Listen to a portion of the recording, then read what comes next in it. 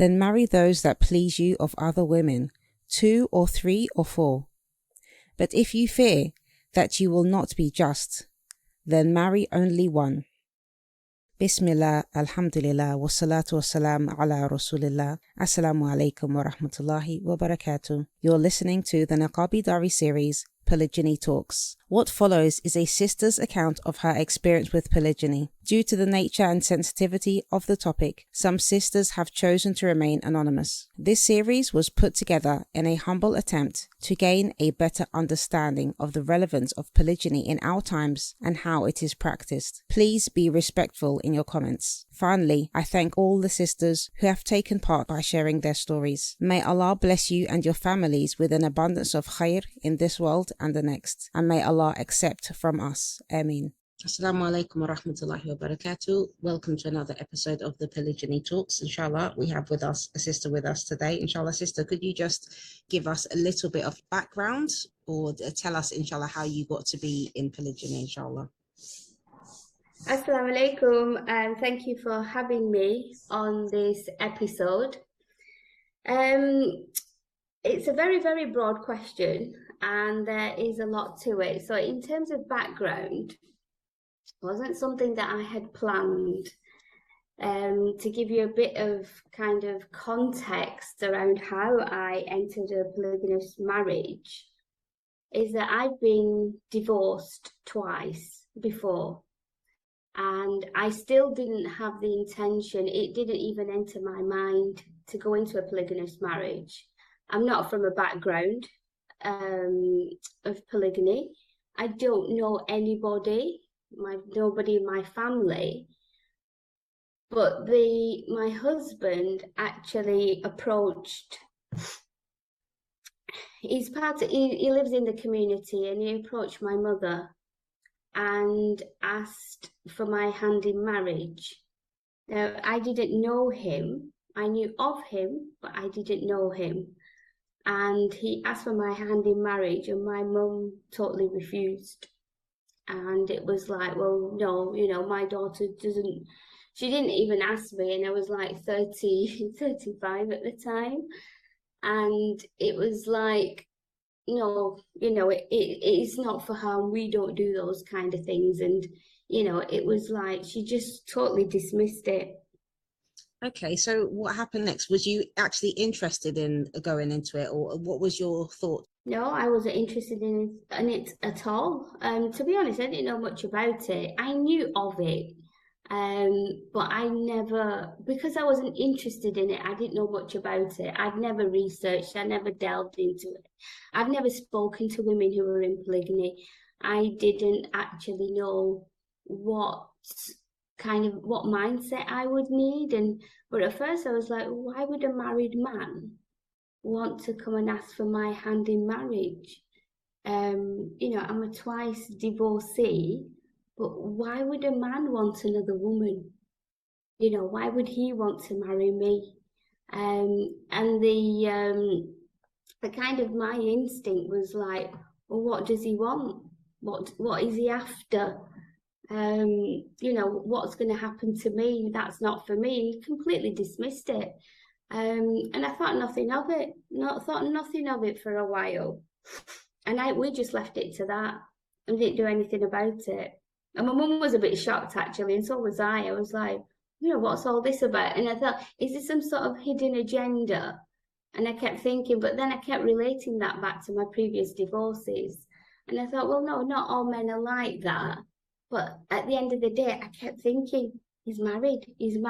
That's the only thing that kept coming into my mind. If he was single, then I would have thought, oh, he's looking for a wife, and, he's part of the community, and yeah, I may be interested. But because he was married, I completely wrote it off, and it was a complete, no, I'm not doing it. It's not for me. And at the time, I thought, luckily, my mum's not pursuing it either. And that's how I felt at the time. Right, okay, this is really, really interesting, your story, mashallah. So what exactly changed that you actually did go ahead and get married? He actually persevered. He did not kind of think that, right, I'll go that. I think he knew it's going to take more than one conversation.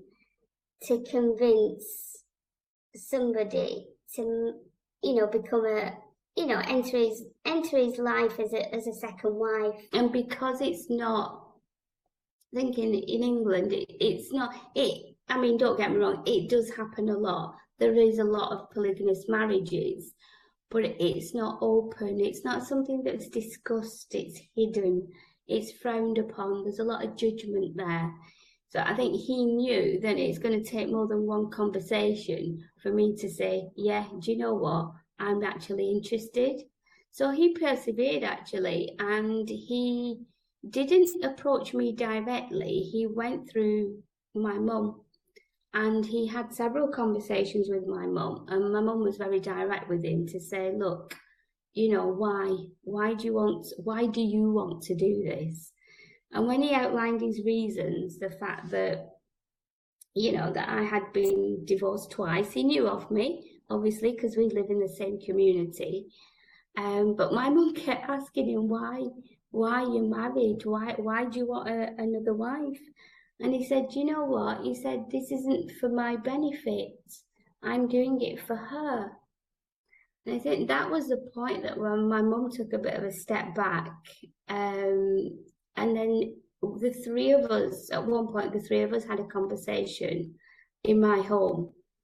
And it was kind of like, well, I'm not doing it for my benefit. I'm doing it for her benefit. And that kind of changed for me, because I thought, to put it in a bit of a kind of a Western context as well, because obviously living in England, being brought up in a Western environment does have an effect, and does, it does change your views.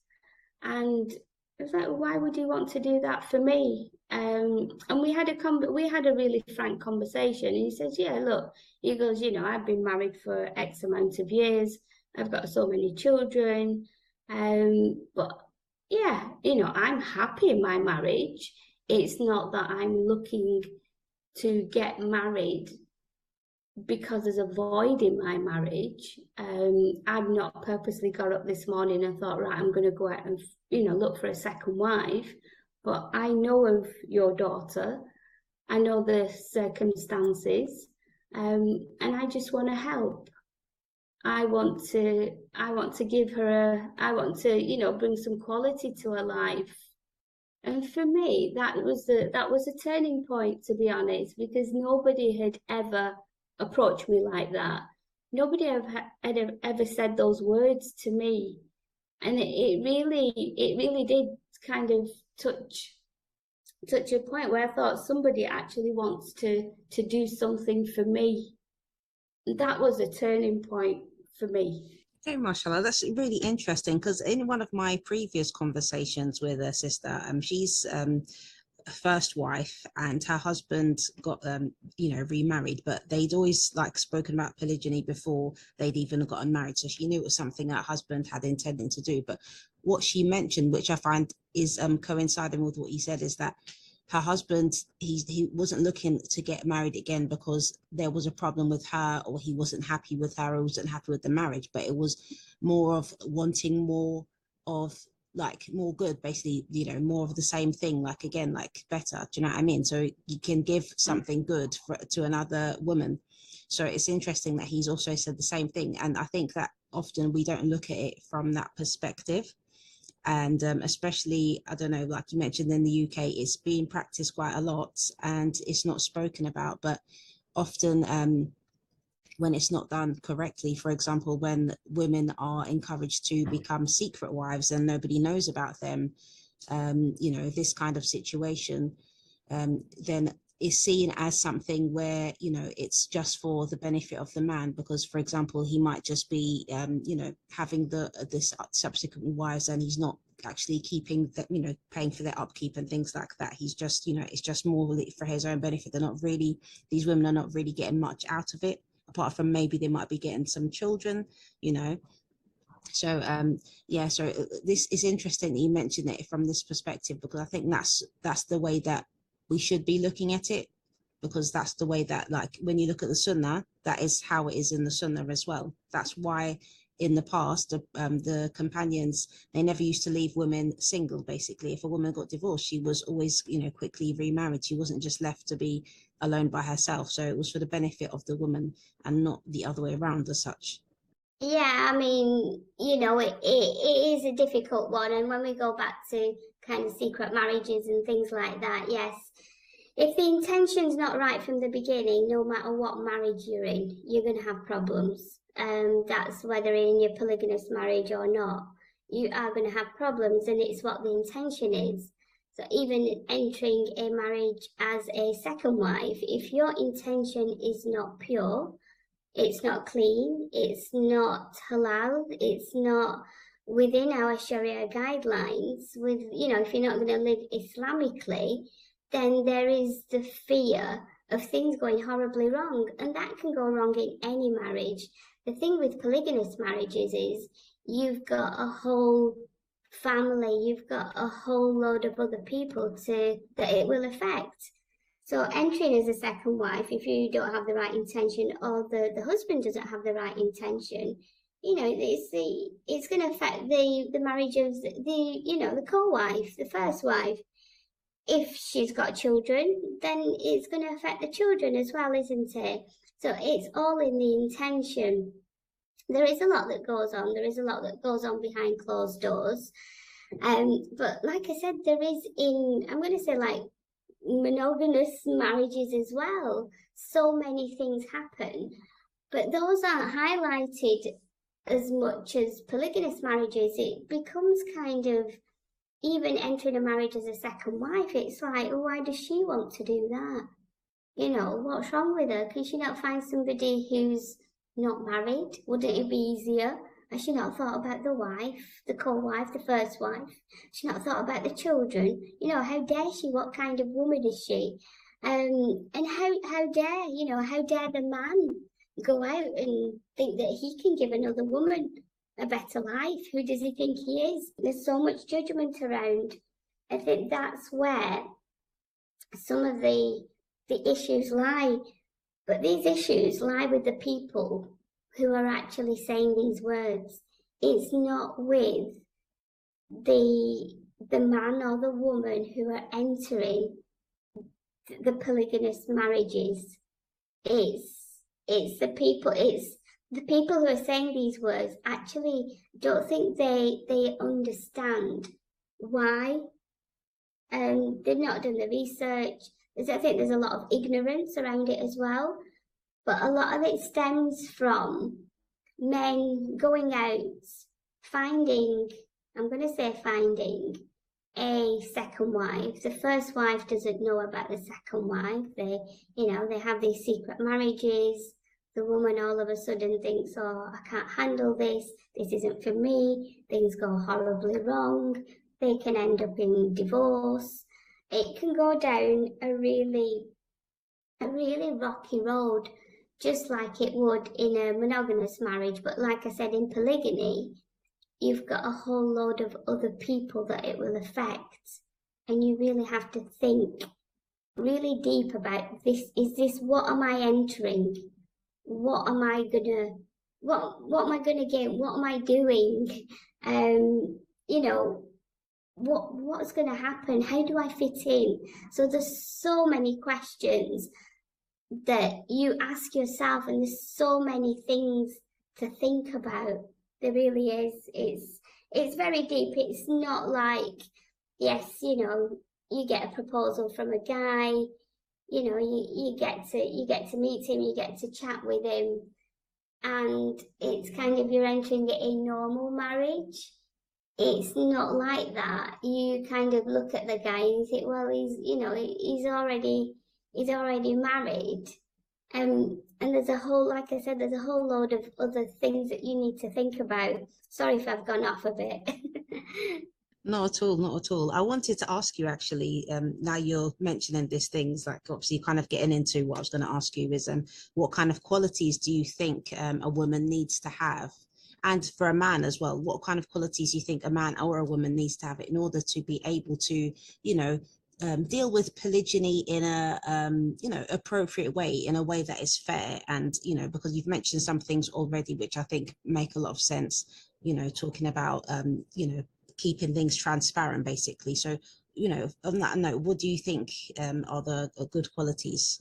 Yeah, I mean, honesty, trust, all that kind of ties in with it, with the love side of it as well, doesn't it? But it's the honesty and the trust. For me, honesty is the big one up there, being honest with himself, being honest with his first wife, being honest with his children as well, because I have heard in a lot of polygynous marriages that the children aren't involved, they're not told anything, and all of a sudden they find that their father is kind of inverted commas disappearing at night. Well, where's he going? And the mother's trying to cover up where the father is, but there has to be that level of honesty and trust, because if there isn't, when a second wife enters the marriage, because don't forget, she's not replacing anybody,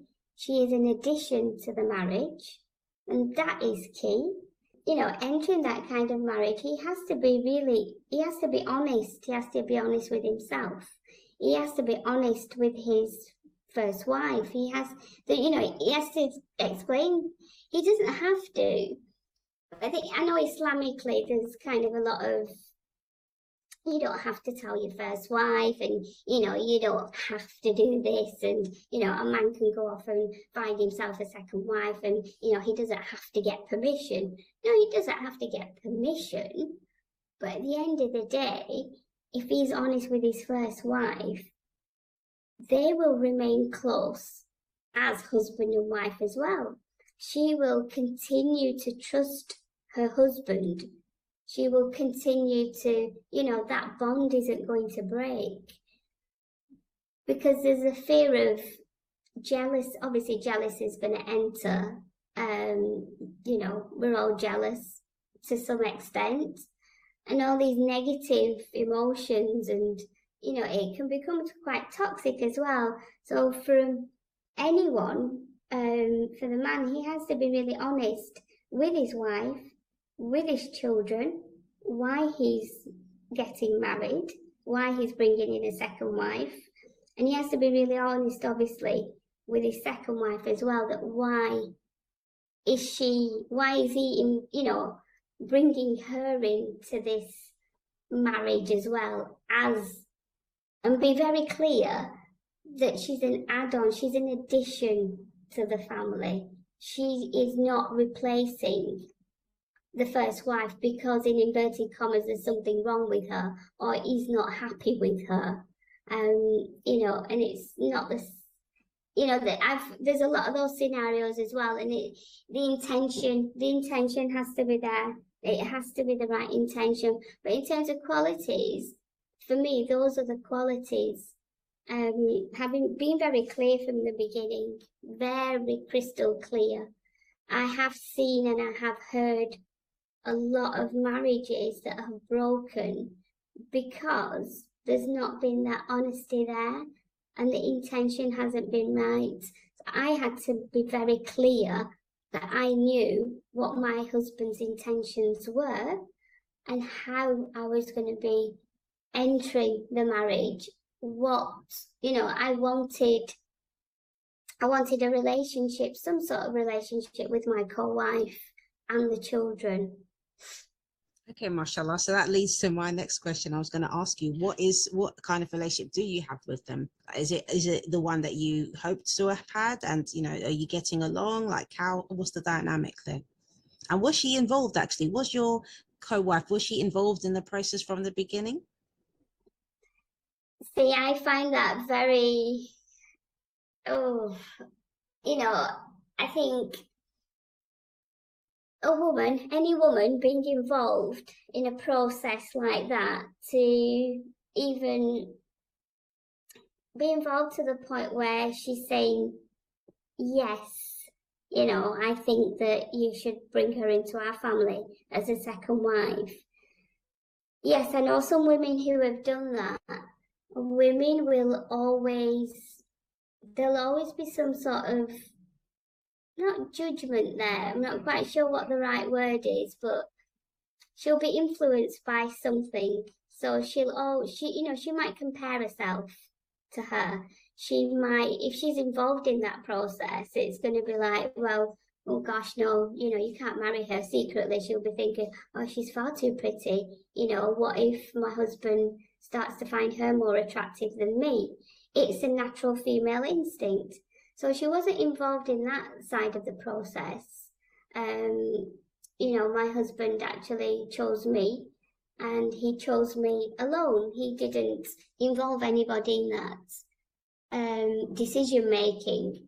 But what he did do is then take his decision to his first wife and say, look, this is what I want to do, and this is what I'm going to do.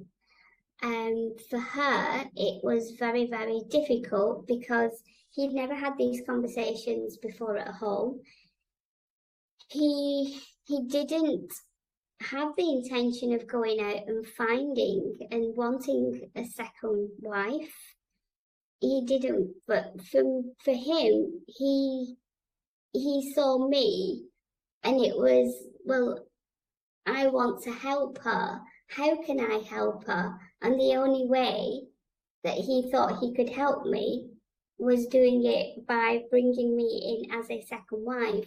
So it's not like he got up one morning and I got up one morning and thought, do you know what? I'm going to get married to, I'm going to become a second wife. Or he didn't get up one morning and thought, do you know what? I'm going to go out and, I really want a second wife for whatever reason. That it wasn't, the intention wasn't like that from the beginning. But we the relationship with my co-wife started off very rocky. There was a lot of resistance there. She questioned everything. She was obviously very hurt. She was sad. She was upset. She went through all the emotions. That made me question myself to think, am I doing the right thing? Should I be entering this marriage if, she's going to be this hurt? And then what about the children? Does this all fall on me? And does this make me a bad person? What am I doing? What if it all goes wrong? There were so many questions. But we kept the line of communication open. So no matter how difficult the conversations were, the three of us did keep as much as we could open and honest communication with each other. As time went on, obviously my relationship with my co-wife has been up and down. It's still not the relation. I mean, we've been married for 14 years now. It's still not the relationship that I'd hoped for, that I envisaged. And I have had to hold back. I've had to step back because what I wanted was very different from what she wanted in the relationship between me and her. Okay, subhanAllah, that's really interesting. So 14 years, have you got any children in your marriage? Yes, I've got one daughter. We've got one daughter. Alhamdulillah. So what about the relationship between the children? Are they, amicable? Do they mix? No, not at all. And that's because my co-wife is kind of, well, I don't want anything to do with her, meaning me, and nothing to do with, my daughter either. So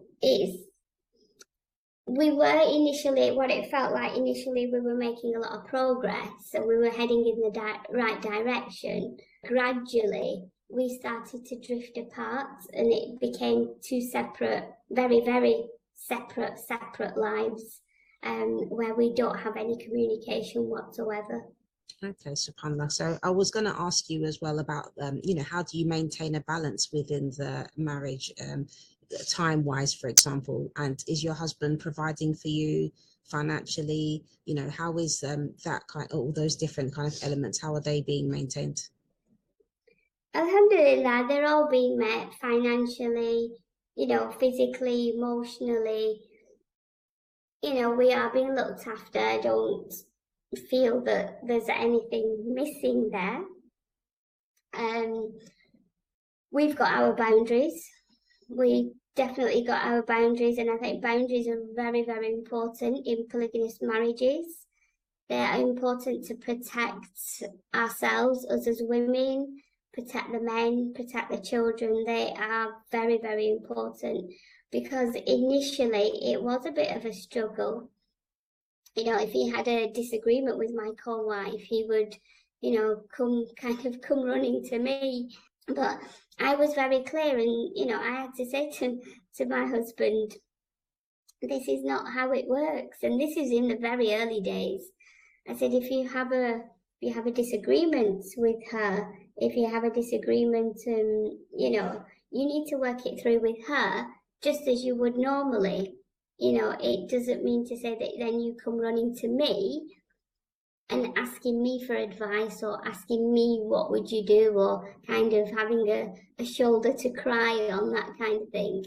You have to deal with that situation with her, and vice versa. If there's something that happens between, me and you, then that we have to deal with it. It doesn't overlap.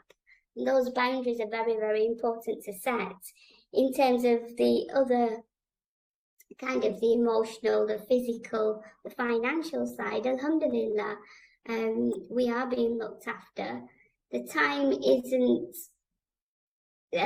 spent equally as such, so it's not like we have alternate nights.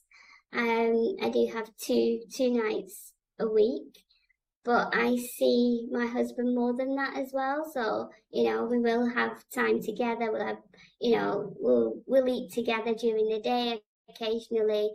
And obviously we spend time as a family as well. Okay, alhamdulillah. So with regards to the timings, does he have spend more nights with the other wife, mainly because of the issue of children? Does she have more children? Could that be why? She does have more children. I mean, alhamdulillah, they're older now. He has got more children with his first wife. I don't think that was initially the issue. It's kind of, it was a bit difficult, as you can imagine, because when we first got married, it was, like I said, there was a lot of resistance from my co-wife. And my husband kind of felt that all of a sudden it was like, I can't spread my time equally, because even if we tried the alternate nights, there was that much animosity with his first wife that it caused a lot of arguments. I think from a husband's point of view, for peace of mind and for ease, he decided, and there was no discussion here, looking back on it in hindsight, that's something that I should have been a lot clearer, and we should have had a discussion about as well. It was just decided that, yeah, I'll be spending 2 nights with me, and the rest of the nights, with my co-wife. Did it really bother me at the time? No. Does it bother me 14 years later? No. I would love, don't get me wrong, I would love it if it was alternate nights. But then again, he'd probably forget where he's supposed to be on which night. MashaAllah. Okay, so we've talked about your mum a little bit in the beginning, but how is she with this situation? Is she still very supportive of it? Like, how have her views changed at all throughout these years? Mum's very supportive. Mum's very supportive anyway, but yeah, she had her reservations, like any mother would. At the end of the day, I think to see your daughter go through 2 divorces, she wasn't gonna easily trust somebody else to think that he can provide, he can look after my daughter. and then to be married, for me to be married in a polygynous environment, in this kind of marriage, it was like the icing on the cake for her. It was like, oh my God, how am I going to deal with it? But it was about 12 months later, she started to see me being happy. She started to see me smiling, she started to see me evolving in this marriage. And my husband made a lot of effort as well with my mum and kind of reassuring her that everything's going to be okay. Now that wasn't enough for my mum, and understandably so. But when she started to see it with her own eyes, she accepted, and she was absolutely fine. And she never says anything negative. She's there as a support. What I don't do is I don't go to my mum with any problems or any issues or anything like that, because that's not her place. My mum is there to, she sees me happy. She sees me happily married. She sees me in that family environment, and she knows I'm being looked after. And that's key for mum, and that's what's important to her. Alhamdulillah, I think that's true for like any marriage, really. I think especially important that being a woman, being the female in the marriage, that you don't always rush and go to your family to complain about problems, because it just kind of like puts a negative perspective in the eyes of your husband, even though this is natural to have like disagreements and arguments and stuff like that with your spouse anyways, even in a non-polygynous marriage. But I think in a polygynous marriage, if you do start talking, say for example, if I started telling my mum, oh, this is what happened and I'm not happy with this and what do I do with this, automatically I think women do blame women, and they we do judge. I think it's quite a natural, I don't know, I think it's a natural instinct that we have. And I know, I mean, I love my mum to bits, and she's very supportive, but I know what she'd probably say something about, my co-wife. She might say something negative about my co-wife, and that will have then an influence on me, thinking, well, yeah, maybe my mum is right. Maybe my co-wife needs to be doing this, and maybe that's why this isn't working. And then we're not looking at the true kind of problem, the true issue, are we? It's easy to then find somebody to blame. And I think in a polygynous marriage, it's very easy for the women to blame each other. That's where those kind of scenarios can come in, and that can cause a bigger drift between the wives. Absolutely, that makes a lot of sense. Yeah, I really, I find you quite exceptional, Mubarak, because just listening to the things that you say, you sound like exceptionally mature, especially like when it comes to like emotional intelligence and these kind of things. And I like the points that you mentioned, obviously, about not telling your mum all your small problems that you have with your husband, things like that, and the way you explained it as well. And also about your husband, in the beginning stages, that if he had maybe in the disagreement with his first wife, he would come running to you, and you made sure that you stopped him from doing that. It takes a lot of intelligence and maturity to be able to especially in your situation, like maybe some other people or another wife might take advantage of that, and it shows that how the levels of maturity that you had, not to make this into like maybe a game of like tit for tat kind of thing. So I think you really commend you for that. I don't know like what else to say. Like I find it really, mashallah, mashallah alam about it, because I think as well, like because you mentioned that you've been divorced twice, some people might think that here's a woman that is not successful in marriage, so it's like when you balance all of these things together, it shows that your husband saw something in you and he wanted to help you in the form of being your husband basically, but he didn't see that your being twice divorced was something that made you lesser of a woman, basically. I don't know if I'm making sense here, but it's nice because, like, for me, you seem like somebody that anybody would want to marry. Do you know what I mean? Like, you have, mashallah, very good qualities about you. You sound like, really, rich woman, like in the terms of character, and morals and standards. Alhamdulillah. Alhamdulillah. I mean, I was, and I still am fiercely independent.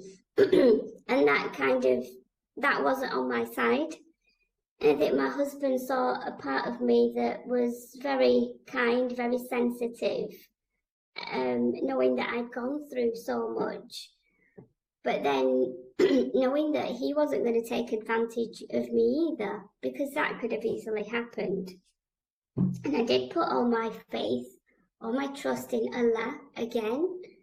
And I thought, it took a while. It took a good 12 months for me to think, yeah, this is going to be okay. I went through a whole raft of emotions, as one would. But once I kind of understood that, this is, I'll be honest, I've always had that mature side where you have to think about the other person. So to put this in a bit of context, go back to that example of when we first got married and he would have an argument with my co-wife, he would come running to me. And it only took him to do that once. Because as soon as he entered and he started talking about my co-wife, immediately I felt uncomfortable. The way he was talking about her made me feel uncomfortable. And I thought, this is not what it's supposed to be. He can't keep running to me. There'll be multiple arguments. There'll be multiple disagreements. Is he going to come running backwards and forwards? And then I took a step back and I thought, what if that's going to happen to me? So when we have an argument, what's he going to do? Just go running to her, spill the beans over there. And then she's going to say, well, I told you not to marry her. I told you not to get married again. And where's that going to leave him? That's going to leave him confused. And I thought, I'm going to have to be the stronger one here. And that's why I had to start to put in those boundaries. And I only started to put in those boundaries after we got married, because I had to feel all these emotions as well. And I had to feel what she would be feeling. So like I said, if that would have happened to me, we had a disagreement. And, at night time, you thought, right, I have got another home. I can go somewhere else. I don't have to listen to this, or we don't have to talk about this now. I can run away from it. It's not about running away. You have to deal with the issue there. And that built a stronger character for my husband, because I want him to be stronger. I want him to be strong, to be able to I had to give him that strength without him realizing that I was actually supporting him rather than supporting myself. These marriages, so being a polygamous marriage, yes, you do have to have a high level of emotional intelligence, because there are going to be times where you are going to feel hurt.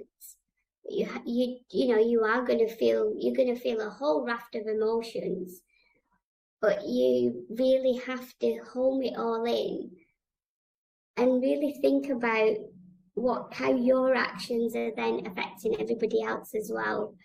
Because it's not the woman's responsibility to keep the marriage, strong. But we all have an element of responsibility, because we always think as women, oh, it's a man's responsibility, it's up to him. But if I don't support him to do the right thing, then it can all go horribly wrong. And I don't want him to have a bitter relationship with my co-wife, far from it. I don't want him to have a bitter relationship with, the children either. and it's about me supporting him to do the right thing as well. And that's, you have to have that. I think if this is going to be successful, but again, it goes back to the intention. So if I had the intention of marrying him and thinking, do you know what, he's picked me, yeah, he's got a, you know, if I had that kind of, yeah, he's got a wife, he's got children, but you know what, he picked me, he married me, yes, he finds me attractive, I find him attractive. I could play on his emotions. Yeah, I could get him to spend more time here. You know, I could distance him and his first wife and their relationship. You know, what's it got to do with me? You know, I don't care. My marriage is great, but that's not what it's about, is it? That is not what it's about. And I was very clear with him as time went on. I mean, this didn't happen initially, that I'm married to him and I work, if there's any problems, I work on me, I work on our marriage. And they're two separate marriages. There's no overlap there. And that has to be, those boundaries have to be set very clear. And that's how we've managed to make it work. Alhamdulillah, that makes a lot of sense. So, okay, so what would you say, since being married, you're 14 years being married, how do you feel that polygyny has, or this marriage specifically, has benefited you? It's completely changed my life.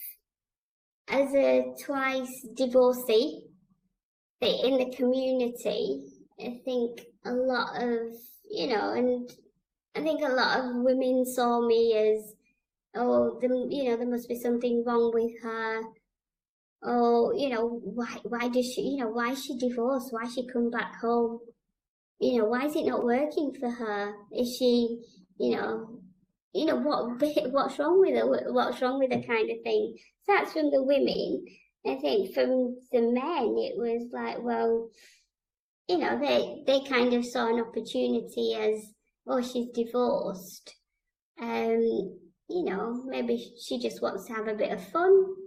Maybe, and go down the other route of, maybe that's all she wants, and maybe if I approach her, which I have been approached, and and I think, God, is this how some men see me, as an independent woman who's been divorced, and I can have a bit of her kind of Western thinking.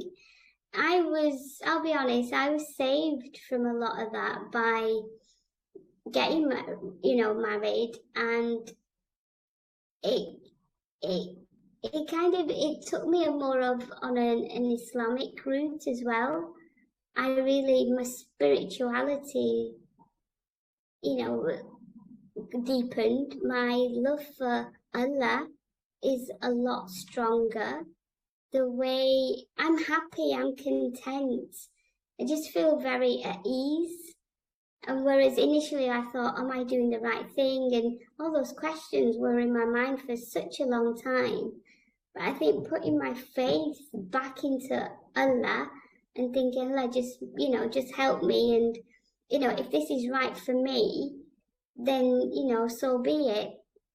With all its trials and tribulations and heartache and, the crying and the hurt and, all that, I'm not saying that it's a bed of roses and everything's perfect and, every day's wonderful.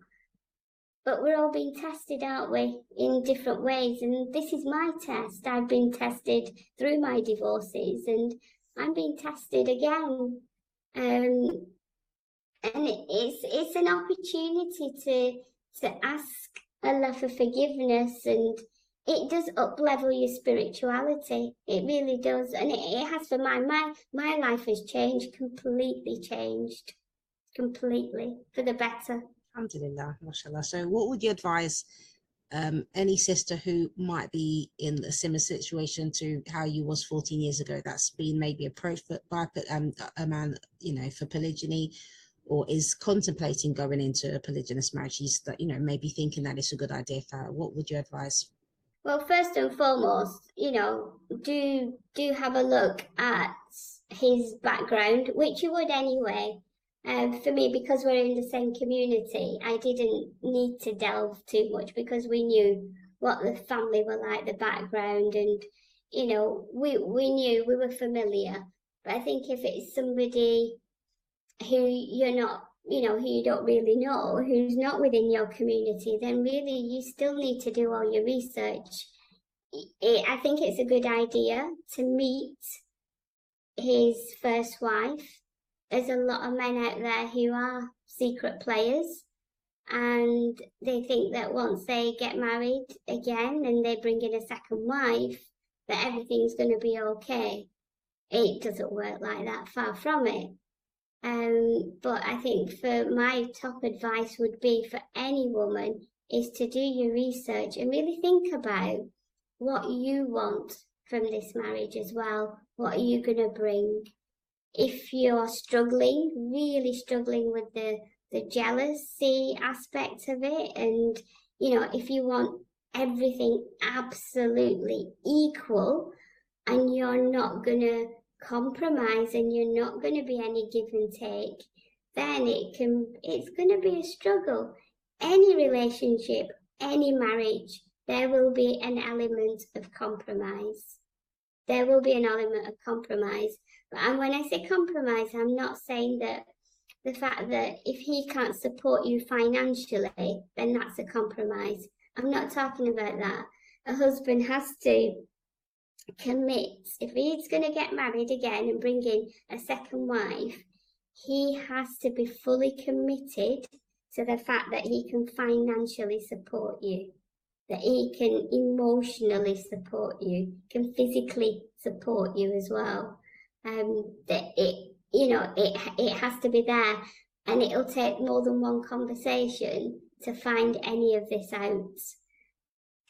And really dig deep and see what his intentions are, because I think I have heard a lot of horror stories where men have got married again and they've brought in a second wife because they're not happy all of a sudden with their first wife, or they've never been happy, and it's a bit of a way out, and the second wife becomes a bit of a glorified, kind of in the Western world, a bit of a glorified, I'm not going to say girlfriend, or a bit on the side, so to speak. And that's not how you want to enter a marriage. That's not, your self-worth. We're worth more than that. And the status that, we're given in Islam, it's very high status. So why not thrive to be that woman? And constant learning, constantly finding out, about polygyny, and you come across something and you're not happy, really take a step back and think, well, how am I going to deal with this situation? Being able to control your anger, and kind of really, you really do have to take a step back and not kind of, how can I put it? Have these petty little arguments either. But if you're initially going into a polygynous marriage and you do get approached, or your family get approached, do your research, but really think about how do you fit into this marriage as well, what you're going to bring. Really look at yourself. Are you ready? Have you got what it takes to be in a polygynous marriage? Mashallah, sister. So, finally, what would you say that is important for men to understand when they're thinking about going into polygyny? I think men have to really understand the practical side of it more than anything. I think my husband didn't understand the practical. He did and he didn't, the practical side of it. Really kind of before entering these marriages, what is it going to look like? So for the man, it's, how is he going to split his time? Is he financially able? to support a second family. I think that is really important. Alhamdulillah. Barakallahu feekum, sister. Jazakallah khair for giving your time today. I've really, really thoroughly enjoyed our conversation, and I found it very beneficial. Alhamdulillah. So, thank you for giving me the opportunity. There's not many forums that I speak on about my marriage, but thank you for being able, allowing me to have this honest conversation. And inshallah, if it helps another woman, then alhamdulillah, that's I'm happy to share my story. Alhamdulillah. Barakallahu feekum, sister, and enjoy the rest of the day, inshallah. Assalamu alaikum wa rahmatullahi wa barakatuh. Wa alaikum assalam. Assalamu alaikum.